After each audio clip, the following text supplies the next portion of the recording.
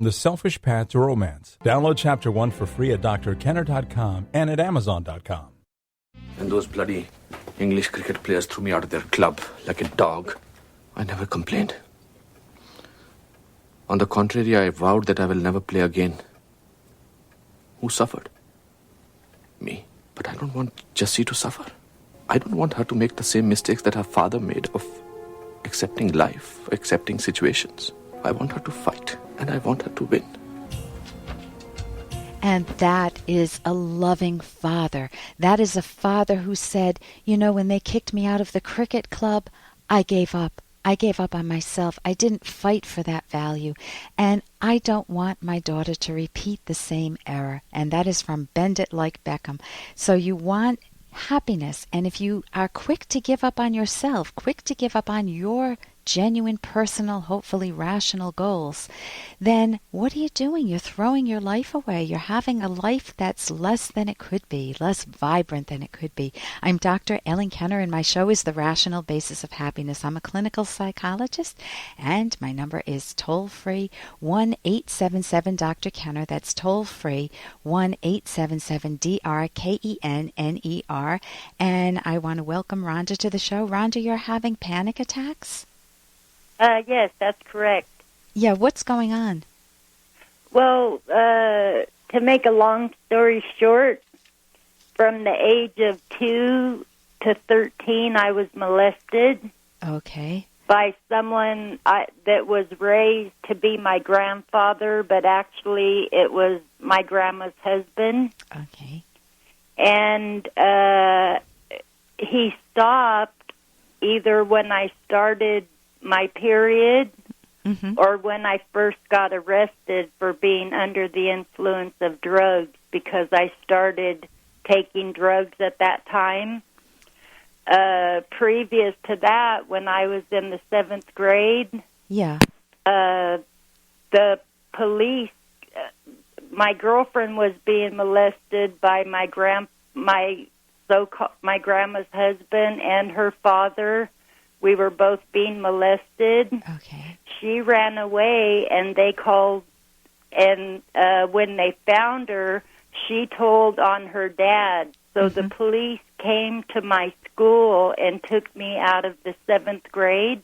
Okay. And they asked me all these questions about my private parts, just like the molester said they would. Right. And so...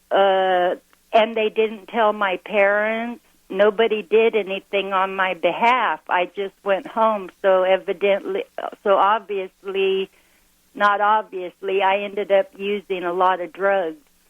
So you self-medicated. So let me see if I understand this. What's causing you the panic attacks are your memories of long-term trauma by someone who was, in quotes, a family member, who claimed to be your grandfather, and that you did have what could have been an opportunity for people to come to your rescue, but it didn't happen. It still got buried. And so where are you? How old are you now? 52. You're 52 years old, and you've known this your whole life? No.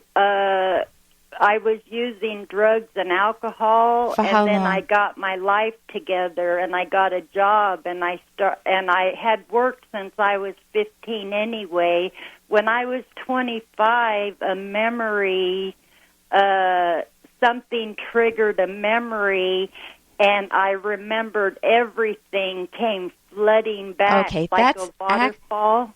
That's at the age of 25. Okay, Rhonda, what I would absolutely recommend, if you have not tried this yet, is therapy for that sort of trauma.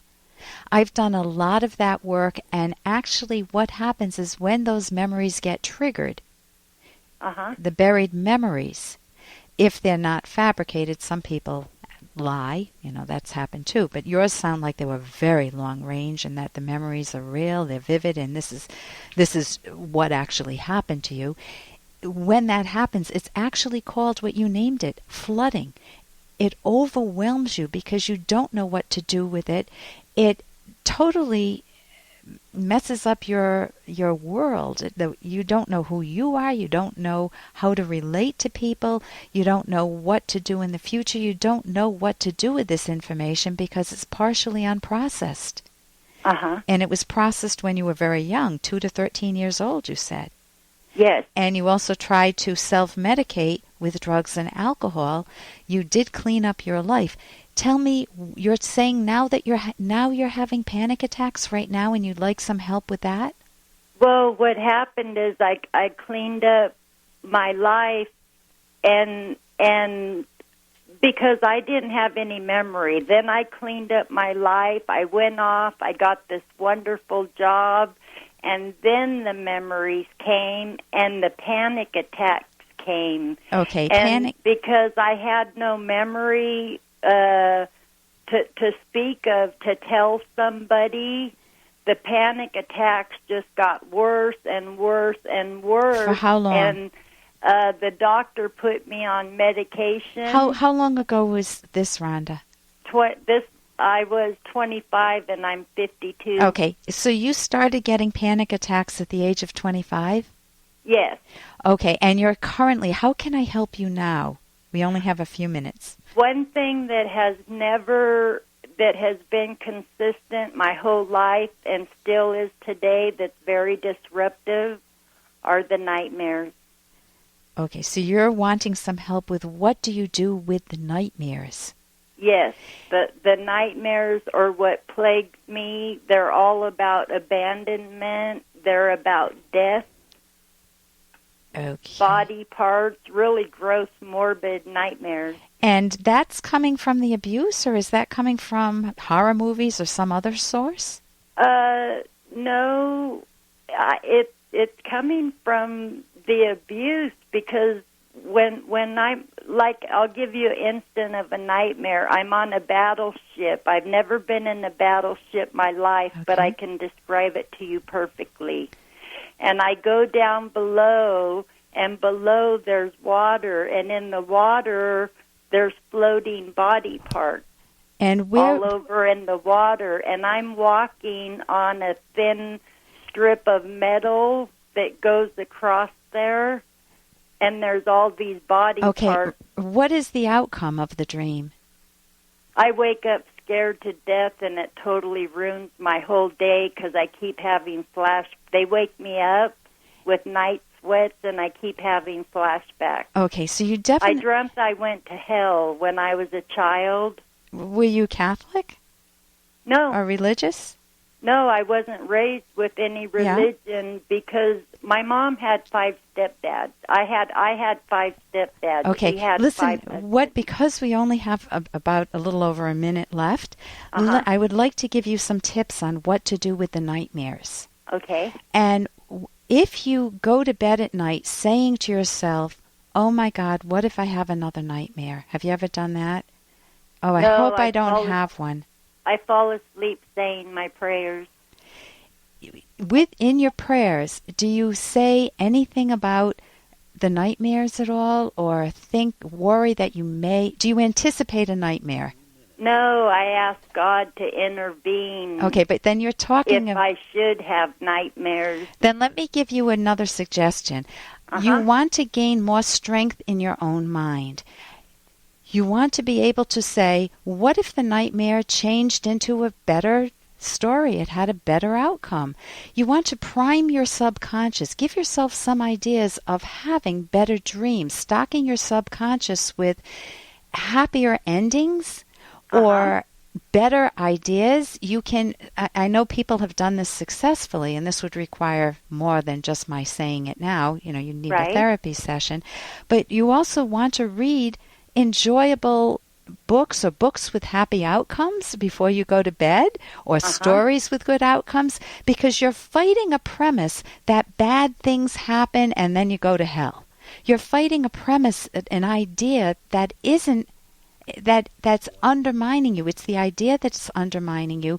It's not the reality. There aren't battleships with people's bodies floating around in your life, right?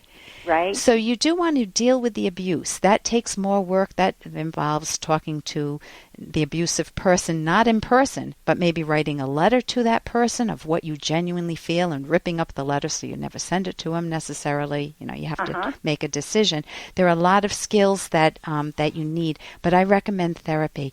Listen, thank you very much for your call. And thank you for taking my call. I appreciate it. You're welcome, Rhonda. Is there a Listen, book I'll talk to you during the break. If you're having problems and feel like you need to go to a sex therapist, but you're scared to death to do so, stay tuned, because I will be talking with Dr. Barry McCarthy, who will be discussing exactly what sex therapy involves. I'm Dr. Ellen Kenner on the Rational Basis of Happiness. Here's an excerpt from The Selfish Path to Romance, the Serious Romance Guidebook by clinical psychologist Dr. Ellen Kenner.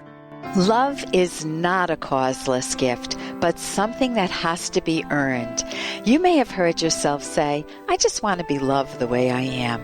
Unfortunately, in quotes, just the way you are, may include qualities that make you less lovable than you could be, or even unlovable.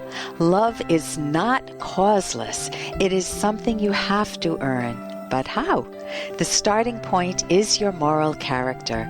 Of course, there are many other factors involved in love, including common values and individual personal preferences. Moral character, however, is the foundation, and it is indispensable.